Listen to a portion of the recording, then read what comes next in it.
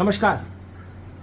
योगी आदित्यनाथ देश के उन बिरले राजनेताओं में से एक हैं जो राजनीतिक परिस्थितियों के मुताबिक अपनी सोच, विचारधारा और अपनी रीति नीति कार्यशैली बदलते नहीं।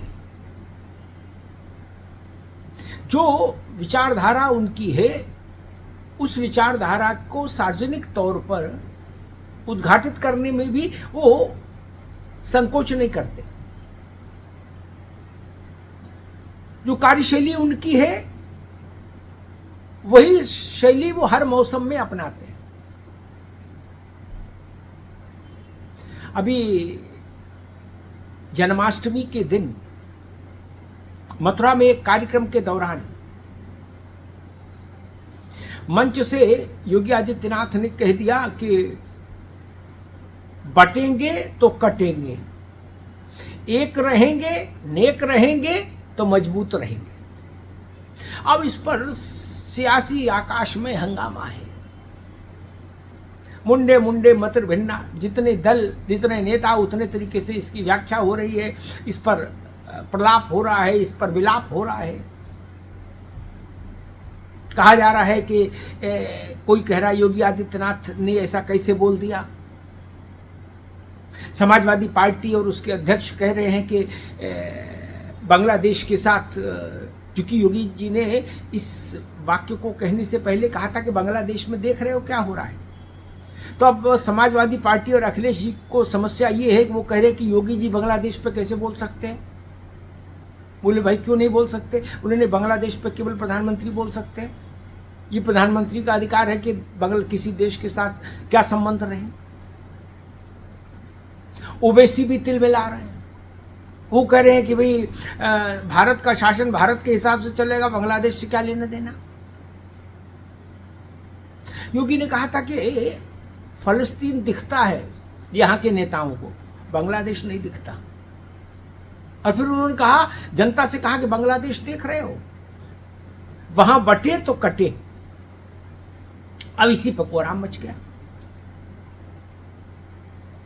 अब बड़ा प्रश्न ये उठता है कि क्या योगी आदित्यनाथ ने सनातन, प्रखर राष्ट्रवाद और हिंदुत्व अपनी इस विचारधारा की त्रिवेणी को कभी छोड़ा? नहीं छोड़ा। फिर हंगामा क्यों? जब वो राजनीति में नहीं थे तब भी यही उनकी विचारधारा थी, सांसद रहे तब भी यही विचारधारा रही, मुख्यमंत्री हैं तब भी यही विचारधारा है। 7 साल तो हो ही गए, 8 साल। विचारधारा कभी बदली ही नहीं। ना उनके शब्द चयन बदले, ना उनके कार्यशैली बदली। जो जिस चीज पर उनका विश्वास है वो चीज के साथ है। इसीलिए वो इस बात को हमेशा कहते हैं कि भारत का राष्ट्रीय धर्म सनातन है। और उसके पीछे उनके अपने तर्क हैं। वो कहते हैं कि जब दुनिया में कोई मत, मजहब, पंथ, संप्रदाय ऐसा नहीं है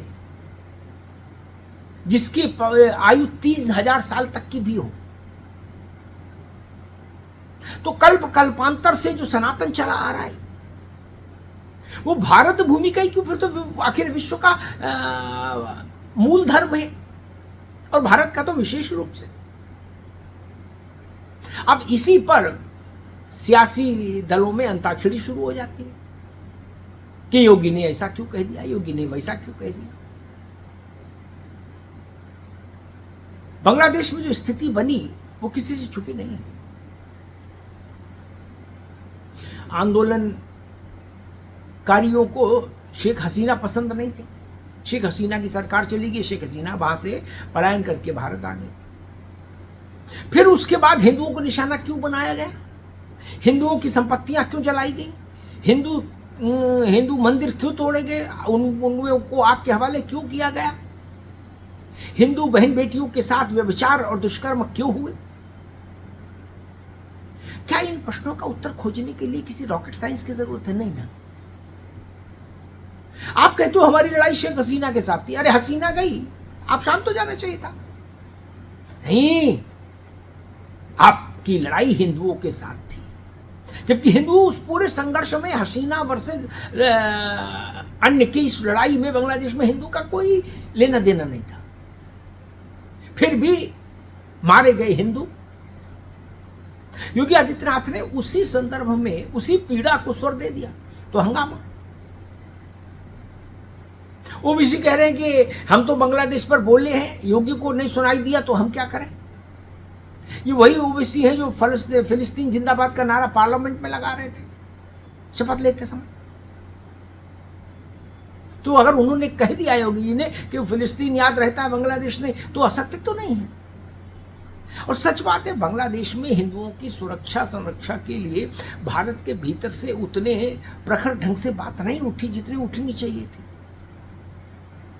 प्रधानमंत्री के स्तर पर 2 बार जरूर ये बात उल्लेखित हुई कि हिंदुओं के साथ वहां जो अत्याचार हो रहा है उस पर लगाम लगनी चाहिए। लेकिन राहुल जी ने जो वक्तव्य जारी किया था बांग्लादेश पर, उसमें हिंदू शब्द ही नहीं था। खड़गे जी ने जो वक्तव्य जारी किया, कांग्रेस के अध्यक्ष मल्लिकार्जुन खड़गे जी, उन्होंने जो वक्तव्य जारी किया था उसमें हिंदू शब्द नहीं था। हिंदू शब्द से परहेज। तो आप हिंदुओं की सुरक्षा क्या करेंगे? बाकी बहुत सारे लोग इस तरह की इतनी खरी बात बोलना नहीं चाहते और मंच से तो कतई नहीं। बस यही योगी आदित्यनाथ और उनमें फर्क है। योगी आदित्यनाथ जो महसूस करेंगे, जो उनकी प्रतिबद्धता है, वो मंच पर भी वही बोलेंगे। वो किसी पद पर रहें, वो वही बोलेंगे जो उनकी विचारधारा है, जो उनका स्वर है, जो उनकी अपनी वाणी है दशकों से। अब उसी पर कोहराम है, उसी पर हंगामा है, बायबेला मचा हुआ है। कह रहे हैं योगी जी विभाजन की राजनीति कर रहे हैं। योगी जी कह रहे हैं कि हम तो एकजुट रहने की राजनीति कर रहे हैं। हम तो कह रहे हैं एकजुट रहोगे तो मजबूत बनोगे, तो विकसित बनोगे, समृद्ध बनोगे, और बटोगे तो कटोगे। अच्छा, तकनीकी तौर पर देखें तो बात ठीक भी है। एकता में ही शक्ति है, इसमें क्या गलत कह दिया। बटेंगे तो कमजोर हो जाएंगे, इसमें क्या गलत है। कमजोर हो जाएंगे तो कटेंगे।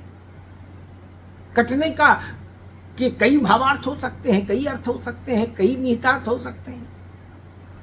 जाकी रही भावना जैसी, सो देखी प्रभु मूरत तैसी। कांग्रेस के लोग कह रहे हैं कि अब भाजपा बटेगी और भाजपा कटेगी। वो इतना गुस्सा हो गए योगी जी के वक्तव्य से कि उन्होंने भाजपा के लिए भविष्यवाणी कर दी। अखिलेश जी कह रहे हैं कि प्रधानमंत्री को योगी आदित्यनाथ को रोकना चाहिए, वो प्रधानमंत्री के अधिकार क्षेत्र में हस्तक्षेप कर रहे हैं। बांग्लादेश में हिंदुओं पर अत्याचार हुआ, ये बोलना न किसी के अधिकार में अतिक्रमण है, न बोलना कोई पाप है, न बोलना कोई भारत की राजनीतिक मर्यादा के विरुद्ध है। ये तो भारत के प्रधानमंत्री ने कहा और सब पूरा देश कह रहा है। भारत ने ये बात वैश्विक मंच पर कही। हिंदुओं मारे गए वहां, और वही बात योगी उठा रहे हैं, फिर क्या समस्या है। लेकिन हंगामा है। अब कुछ लोग कह रहे हैं कि राजनीतिक तौर पर जो भारतीय जनता पार्टी के विरोधी है दल, उनके नेता कह रहे हैं कि चूंकि बाई इलेक्शन आ रहा है, 10 उपचुनाव होने हैं उत्तर प्रदेश में, इसलिए योगी प्रखर हिंदुत्व और राष्ट्रवाद और सनातन इसके मसले को तूल दे रहे हैं, इसको प्रमुख एजेंडा बना रहे हैं। और योगी जी को के समर्थक कह रहे हैं कि योगी जी तो रोजगार मेला भी लगा रहे हैं। अब क्या करिएगा,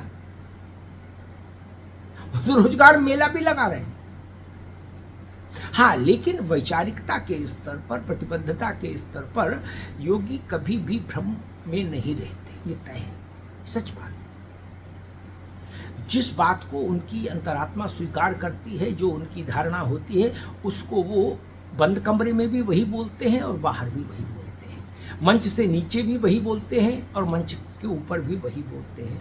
माइक पर भी वही बोलते हैं और अनौपचारिक संभाषण में भी वही कहते हैं। हम जिस चीज को सच माने, हमारी जिस चीज के प्रति प्रतिबद्धता हो, उसके प्रति हमारा व्यवहार एक रूप ही होना चाहिए। और योगी आदित्यनाथ में यही विशेषता है। कई बार सामान्य रूप से आपको लगेगा कि भाई ये क्यों बोल दिया, ऐसा ना बोलते तो ठीक रहता, नहीं, ये सुविधा की राजनीति है।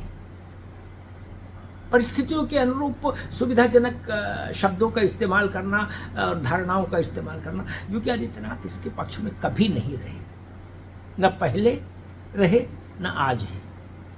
और उनको जानने वाले अच्छे तरीके से जानते हैं कि योगी अपनी कार्यशैली और अपनी वैचारिकता इसके साथ कभी समझौता नहीं करते। यही उनके स्वभाव की विशेषता है, विशिष्टता है। धन्यवाद।